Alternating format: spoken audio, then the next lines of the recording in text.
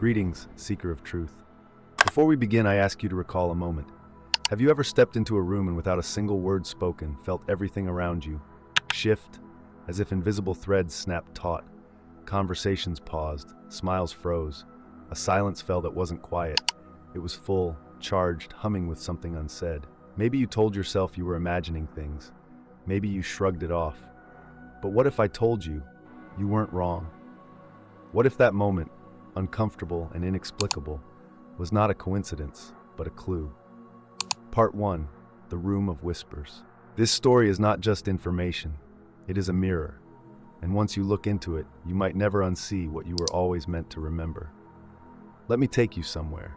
A hidden space where science and soul meet, where ancient whispers echo through modern understanding, where the weird feeling you've carried all your life is not a flaw, it's a frequency. We begin in the place most people overlook, the subtle, the invisible, the energetic field that surrounds you, radiates from you, and disturbs those who have not yet made peace with their own inner world.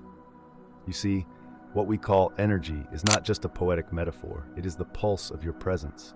It is the vibration of your mind, the pressure of your past, the quiet confidence of your core, and it does not need words to speak. Carl Jung, the pioneer of the psyche, once described the shadow, those hidden parts of ourselves we bury in darkness. He said, "Until you make the unconscious conscious, it will direct your life and you will call it fate."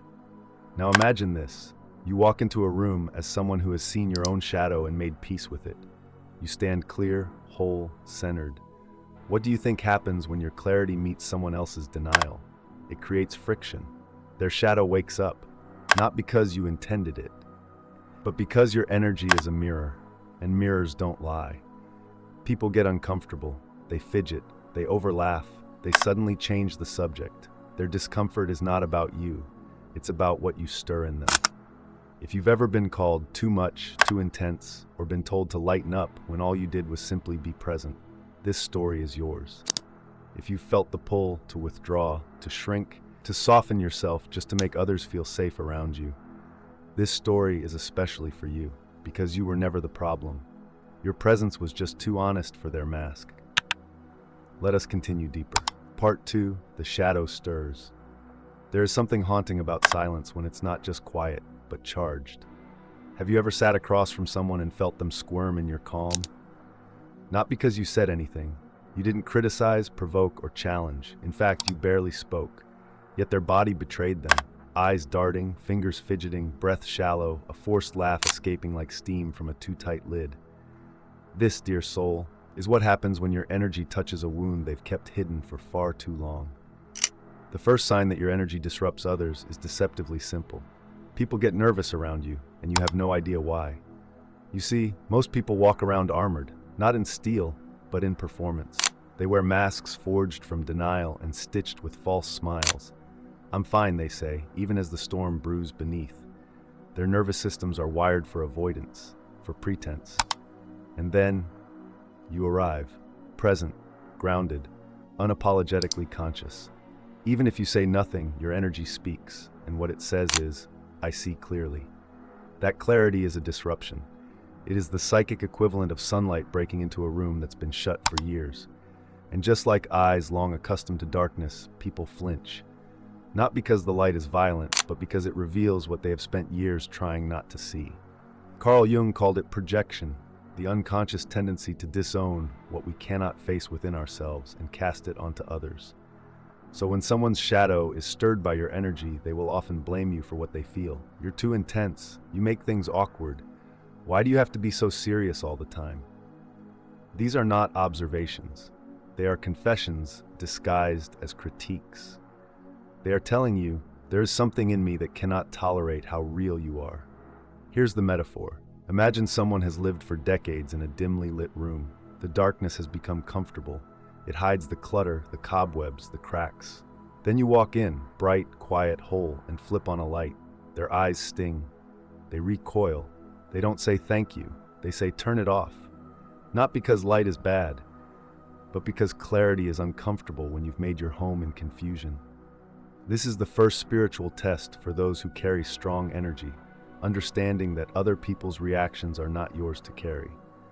When someone winces at your presence, do not shrink. When they avert their gaze, do not question your worth. You are not too much. You are just unfamiliar to people still sleeping. And now, let us wander even deeper. Part 4. The polarity of presence. Some presences blend in like wallpaper, pleasant, forgettable, background noise to the symphony of life, but not yours. Your presence does not ask to be noticed. It demands alignment. Have you ever wondered why people either open up to you instantly, as if you've been orbiting their soul for lifetimes, or they pull away, go silent, or even disappear after a single deep exchange? There is no in-between, no neutrality. People are either magnetized or repelled. And that is not a flaw. It is the mark of a living frequency.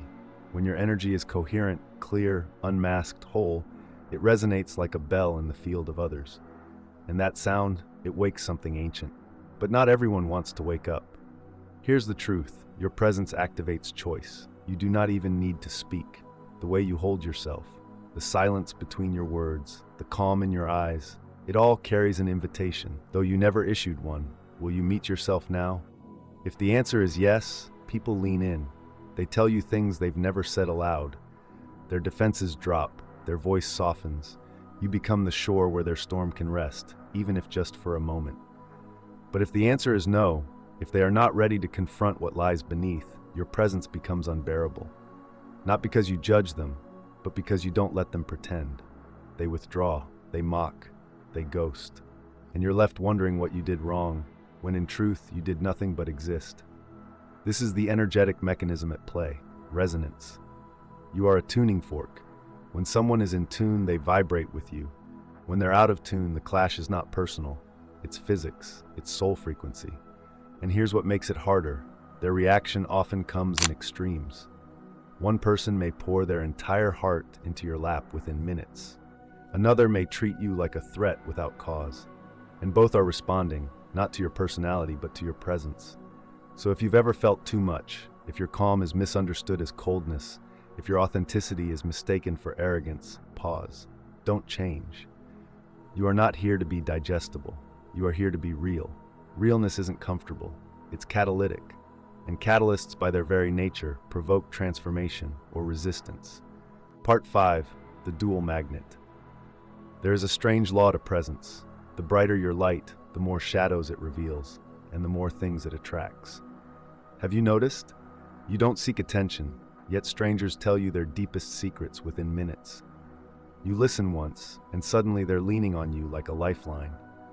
I've never told anyone this, they whisper, as though you were a vault for every untold wound. But here's the other side.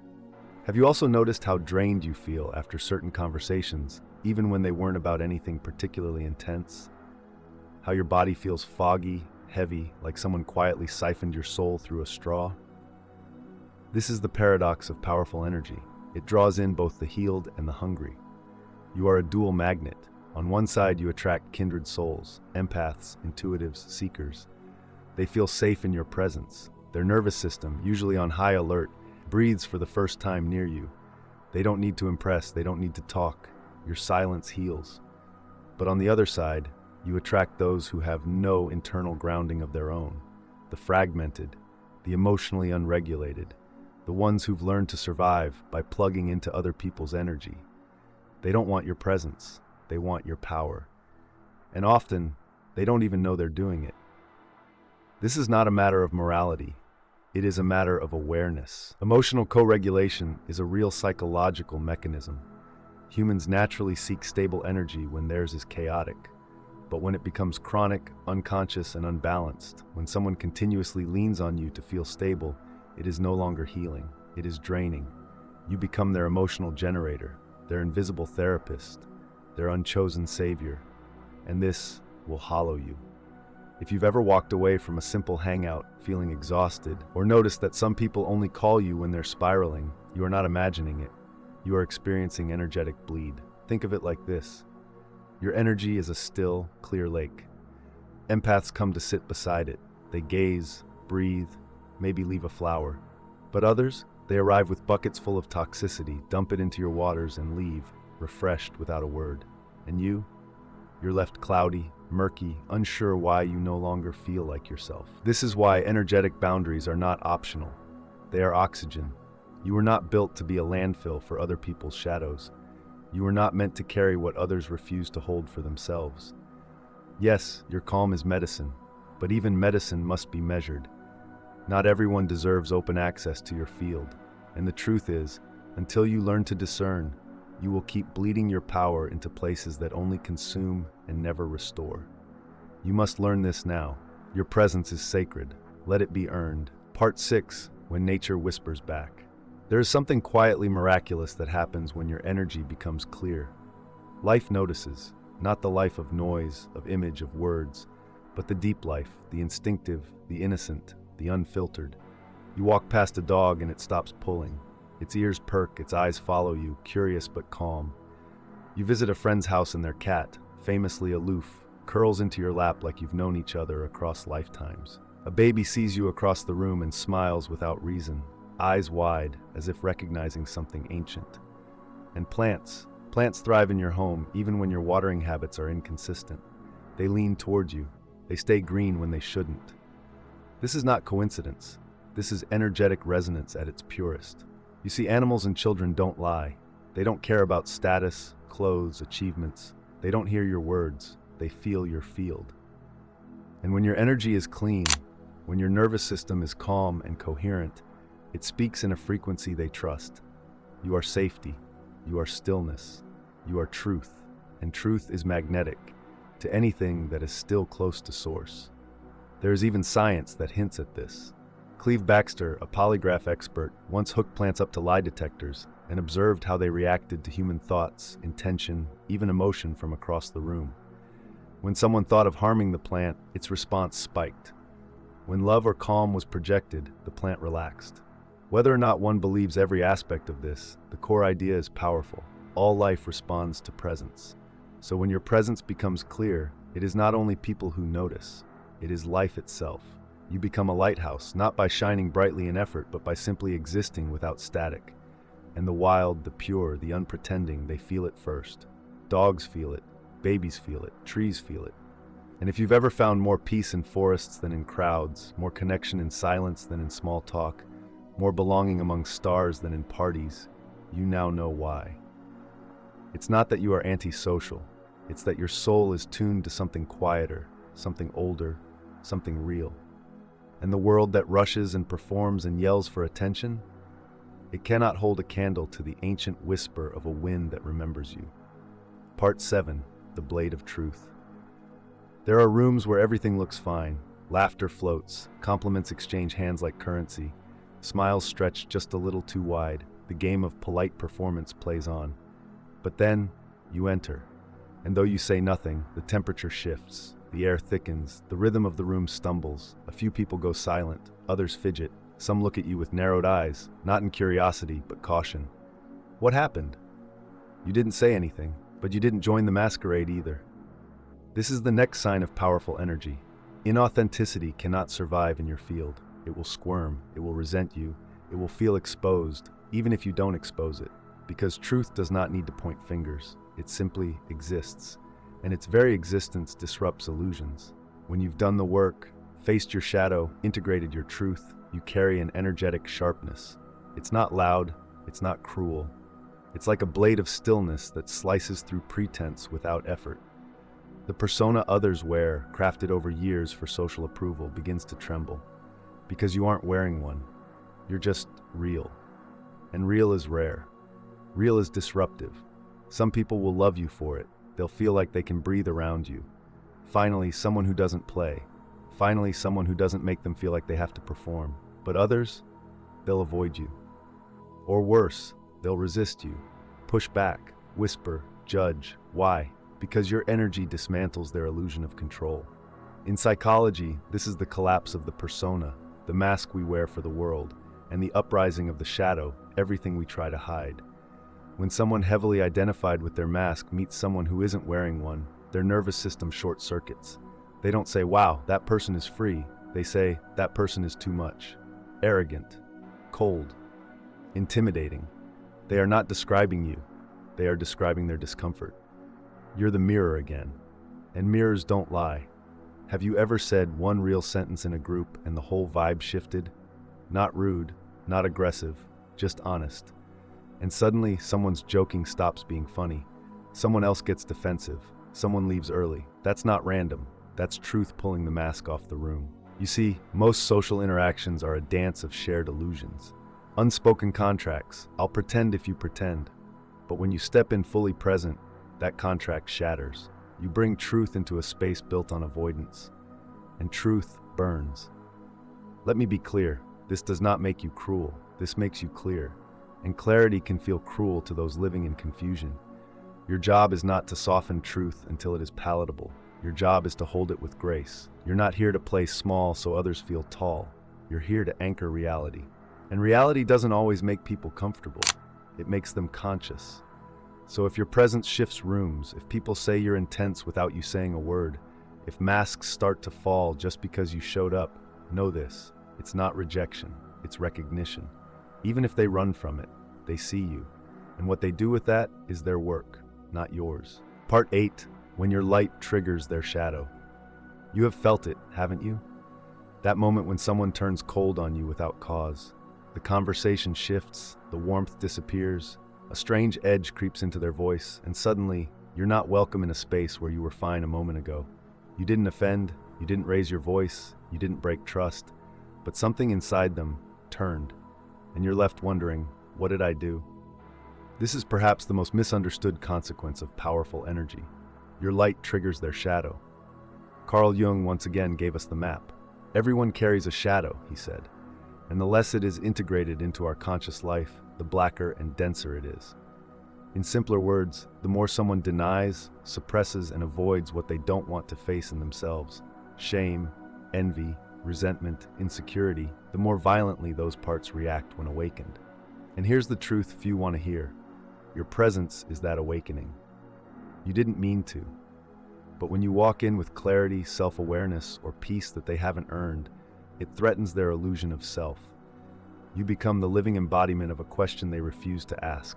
Why am I not like that? And because they aren't ready for the answer, they project. Projection is the unconscious mind's favorite trick. Instead of feeling their own anger, they say you are too angry. Instead of facing their insecurity, they say you are intimidating. Instead of owning their envy, they call you arrogant. These are not your traits. They are mirrors reflecting what they avoid in themselves. And the more unconscious they are, the more aggressive their projection. That's why you may have been loved one moment, hated the next, celebrated for your depth, then mocked for it. Why someone called you real, and then ran the second they realized you wouldn't lie with them. You become a mirror they never asked to look into, but once seen, cannot unsee. Let me give you an example. Say someone prides themselves on being supportive, generous, selfless, but deep down they harbor bitterness, unmet desires, quiet envy. Then you arrive, clear, confident, not seeking validation. Suddenly you trigger that shadow, and it has to move. It can't stay buried, so it speaks, but through them. And what it says is, I hate you, when what it really means is, I hate that I haven't become what you reflect. This is the price of being clear in a world that runs on confusion. But don't let it harden you. The temptation is to dim your light, to stay small, to apologize for making people feel. Don't. You are not cruel for awakening someone's shadow. You are simply present, and presence always comes with consequence. The ones who are ready will rise. The ones who are not will resist. Let them. You are not here to be liked. You are here to be true.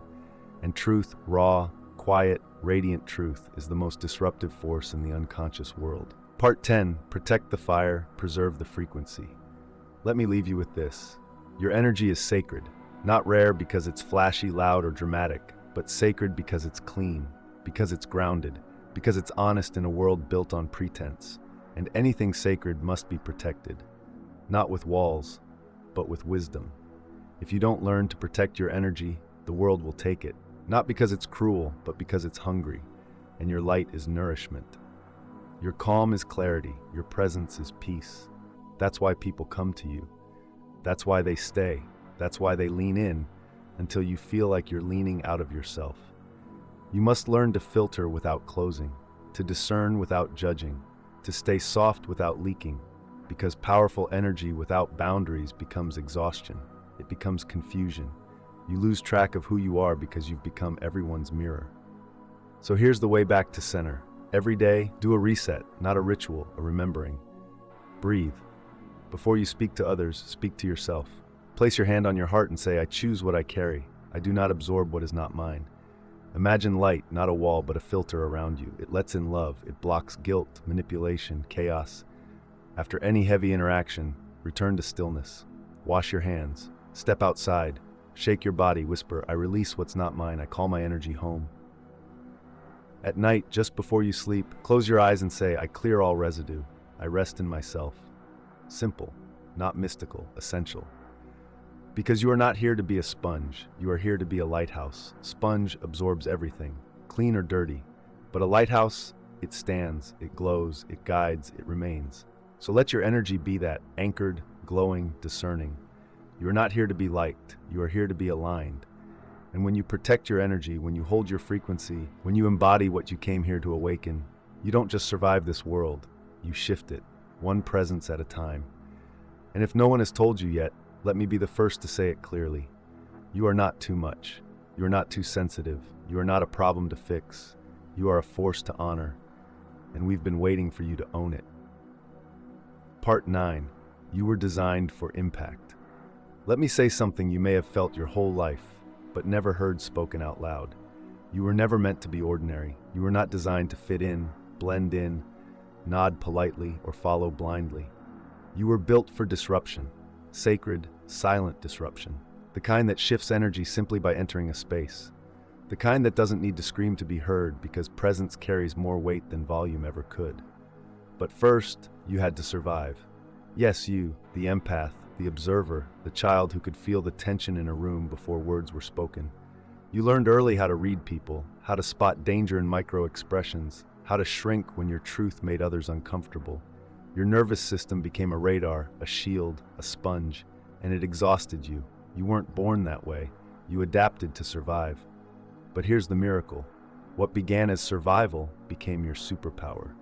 The pain you felt became perception. The vigilance became vision. The loneliness became depth. You now walk into rooms and sense what others can't name. You hear what's unspoken. You feel what's unacknowledged. And that is not a curse. It is your calling. You weren't given this energy to merely get by. You were given it to shift the atmosphere, to hold the frequency of truth when everyone else is selling lies, to embody coherence when others are broadcasting chaos. You are not intense. You are activated. And the world doesn't need more politeness. It needs presence. Your clarity is medicine. Your stillness is signal. Your wounds are wisdom. But only if you stop hiding them. Only if you stop apologizing for being different. Only if you stop mistaking your preparation for punishment. Because that's what it was, preparation. All the rejection, the misunderstandings, the isolation, it forged you. Not into a weapon, but into a mirror, a tuning fork, a force. You are not just sensitive, you are strategic. You are not just empathic, you are essential. So stop asking why you feel everything. Stop questioning why you see through everyone. You were made to remember what others forget. And now that you've remembered, it's time to rise. Not with anger, not with fear, but with clarity, with love, with fire. The kind of fire that doesn't burn people, but wakes them up. You don't need permission. This is the permission. You don't need to be validated. You are the validation. You don't need to wait anymore. The world has been waiting for you.